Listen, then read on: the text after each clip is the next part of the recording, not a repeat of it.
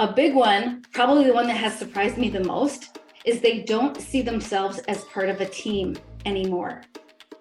And even more significantly, they don't want to be.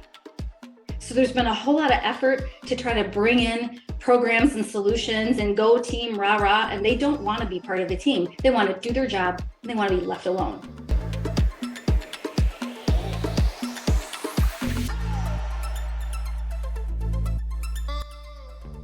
They have no control over their time or their schedule, and they hate how they feel.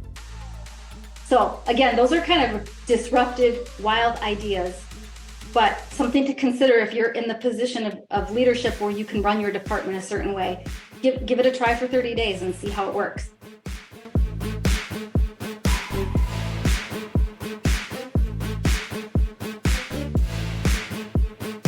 And I know that you might be there too. You're thinking, I'm trying to get all these things done. I'm trying to keep up.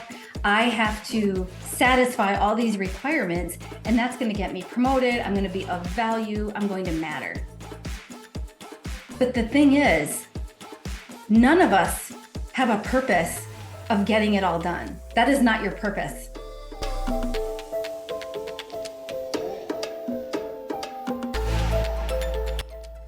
And the underlying emotion or the driver of burnout, believe it or not, is fear.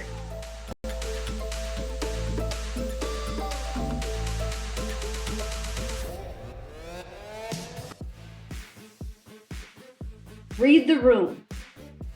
So, does anybody remember August of 2020? Like, life was a little weird at that time still. We were a few months into the pandemic and nobody really knew when was the shoe going to drop. Well, in August of 2020, Taco Bell pulled potatoes from their menu. And there was just this huge outcry.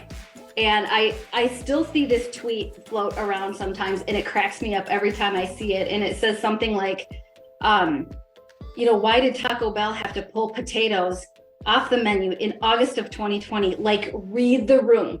and it just, that's so true. That's so true. But the reason that happened was not only did they not read the room, they had a challenge and they tried to solve it as a technical challenge. And there's a very big difference between a technical challenge and an adaptive challenge. I have a personal example of this. One of my jobs, I took a position as a controller for a company that had been purchased by a private equity firm. And when they purchased it, the controller who was on staff had been there for 20 years, fine gentleman, sharp guy. And during the interview process, they informed me how they wanted to take the company in a more strategic direction.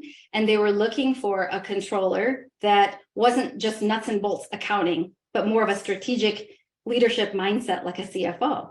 And they had agreed that this gentleman had no interest in that job. He didn't want to have the strategy. He wanted to do the accounting.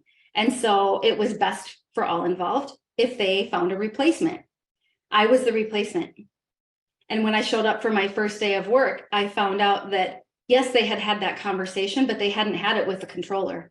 And they had let him go the day before.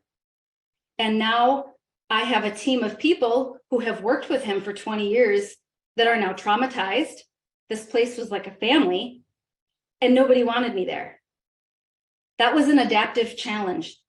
A technical solution would not solve anything. So I had to have the skills to lead on the fly and see the biggest problem first. And that's re-engaging and calming down the team and figuring out how are we going to get through this together. So it worked out beautifully. We don't need to go down that story, but do you see the difference? Taco Bell had a situation with the pandemic of supply chain issues, staffing issues. They solved it technically, and it didn't work. They had to reinstate their potatoes within 6 months. So you can't solve adaptive problems with technical solutions, and your employees are not potatoes. They can't come back in 6 months. So if you lose them, you lose them. And everybody here who's had some experience with quiet quitting also knows that they don't have to actually quit for you to lose them.